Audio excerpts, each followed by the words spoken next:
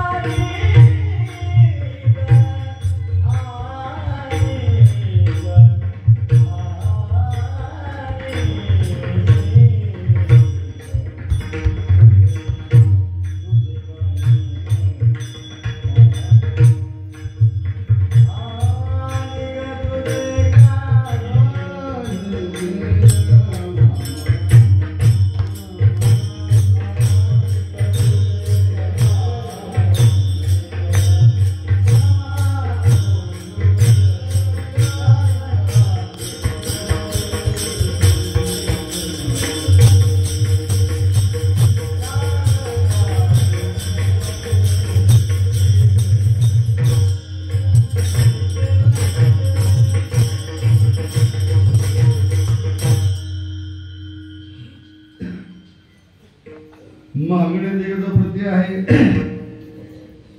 देशील तरी पाहे पांडुरंग आहे असंताची निर्मिती हे निवडले आणि तुझे काही मागो तुझं जगद्गुरु तुकोबाला सांगता देवा माझं एकच मागणं आहे तुझ्याकडं तुझी इच्छा असेल तर दे नसेल तर नाही दिलंच तरी काही फरक पडणार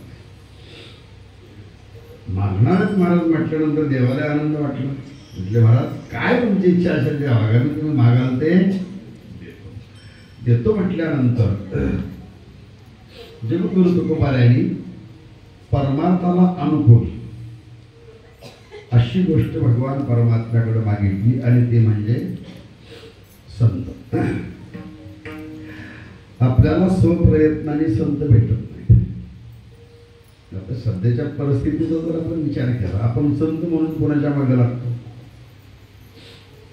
जो सामान्यापेक्षा काहीतरी वेगळं करतो आपण त्याच्या मागे संत म्हणून लागतो नाही का. जनरली जे चालू आहे सर्वसाधारण कीर्तनकार महाराज मंडळी एखादा चांगला वक्ता असला की आपण लगेच त्याला म्हणतो काय देव माणूस आहे नाही का. उद्धरावया आला हरीचा होता त्यामुळे देव म्हणायला लागतो आपण. एखादा चांगला प्रवचनकार असला चांगला कथाकार असला आपण त्याच्या मागे लागतो देव. काही भागामध्ये जेवढ्या महागड्या गाडीत बसून महाराज येईल तेवढी लोक त्याच्या मागे लागतात. सायकलवर जर कीर्तन करत फिरत असला महाराज तर त्याला कोणी किंमत देत त्याच्याविषयी काय म्हणा खरंच आहे त्याच्याकडे काही काहीच नाही सायकल.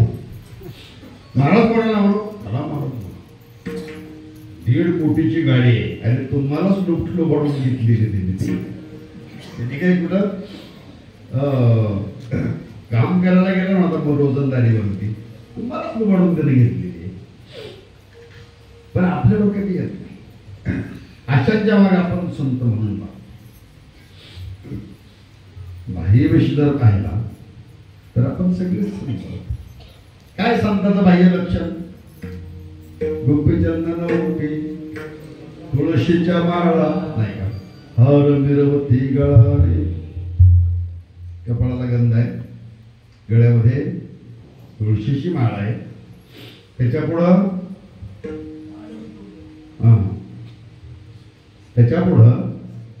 माणसं जमल्यानंतर रामकृष्ण हरी जप आहे. त्याच्यापुढं माणसं असताना कोणी नसले की मग वाचणार काहीतरी दिसतच करत, पण माणसं दिसली की रामकृष्ण रामकृष्ण त्यांच्या कानावर गेलं पाहिजे. येणाऱ्यांच्या त्यांनी म्हटलं पाहिजे हा खरंच साधू आहे बरं काका, याच्या मुखामध्ये सतत भगवंताचं नाव आहे. या बाह्य वेशावरून जर संत म्हटलं, काळणीनं माहिती आहे का तुम्हाला? काळणी किती जणांना माहिती आहे? काळणी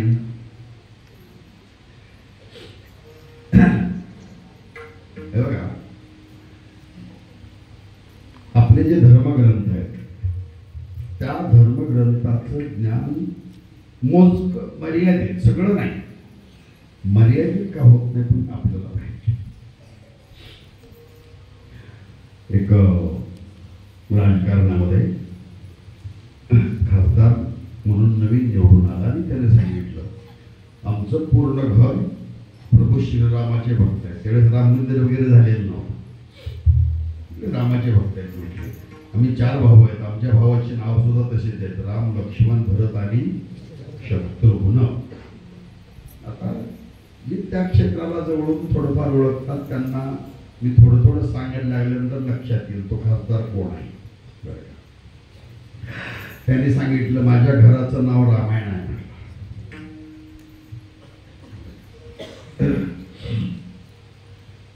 पत्रकार म्हटले ही एवढं संस्कृत घराणं आहे, मग आपण त्याच्या मुलीला विचारावं रामायणातले काही प्रश्न.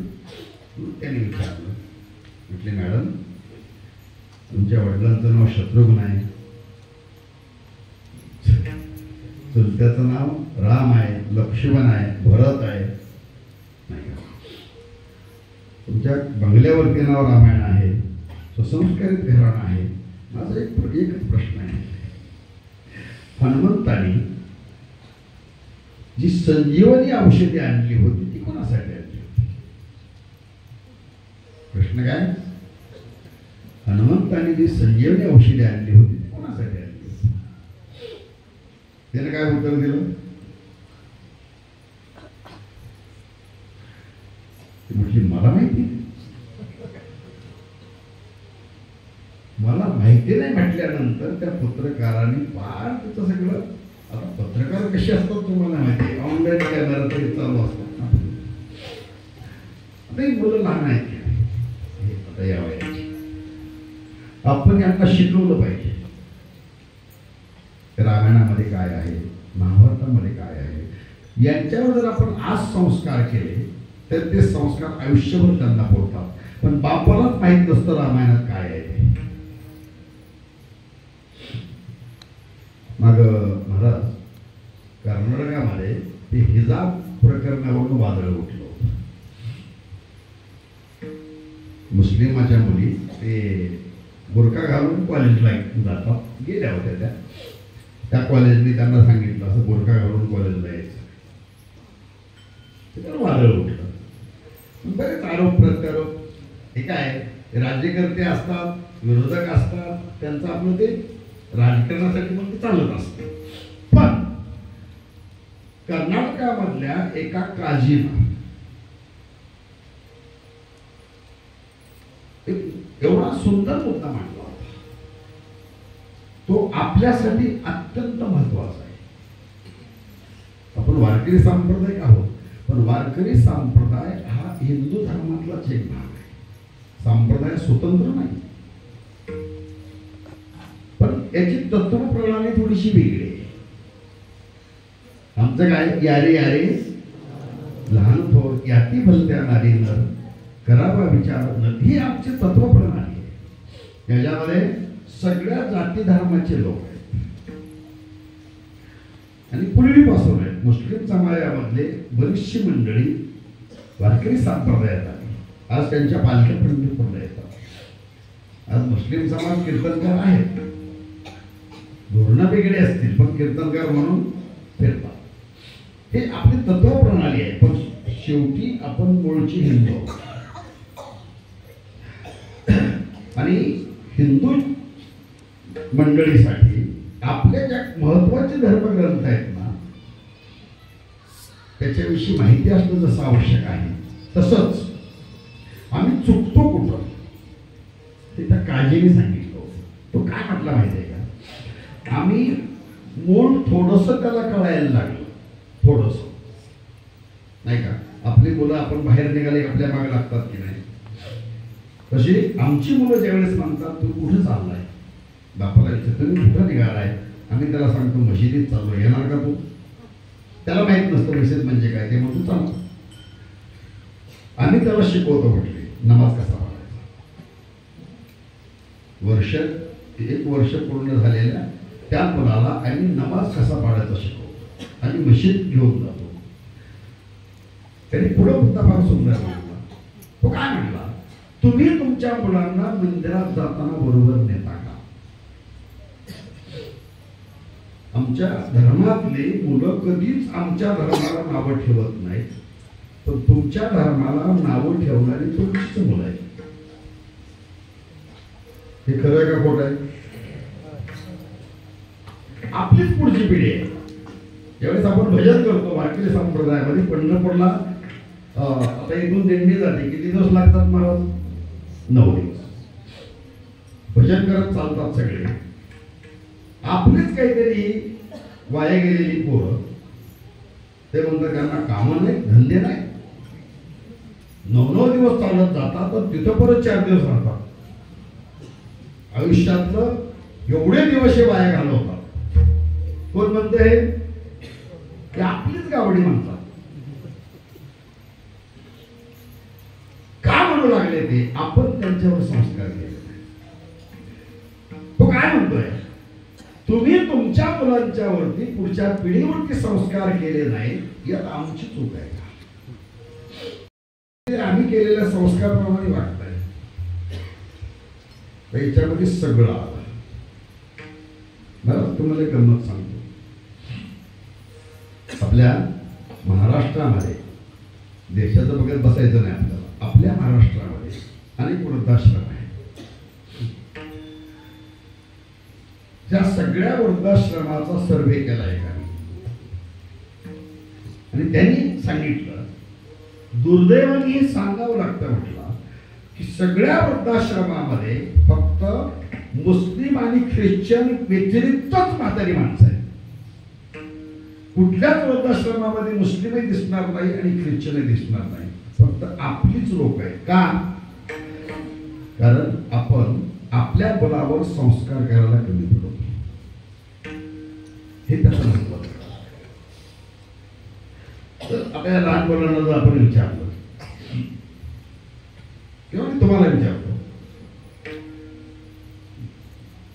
राजा परीक्षितीच्या आज्याचं नाव काय, किती जणांना सांगता येईल. परीक्षित राजा माहिती आहे, त्याच्या आजोबाचं नाव काय, हा जन्मेजय. परीक्षिती राजाच्या आजोबाचं नाव जन्मेजय, बरोबर आहे. म्हणून मी काय म्हटलं माहिती आहे का, आपल्या धर्मग्रंथाची महत्वाची माहिती आपल्याला पाहिजे. परीक्षिती राजाचा मुलगा जन्मेजय होता आणि परीक्षिती राजाच्या आजोबाचं नाव अर्जुन होतं. अर्जुनाचा मुलगा अभिमन्यू, अभिमन्यूचा मुलगा परीक्षित, बरोबर. गरजेचं आहे आमच्यासाठी. आपला मुद्दा कुठून निघाला, काळ्याने किती जणाला माहिती.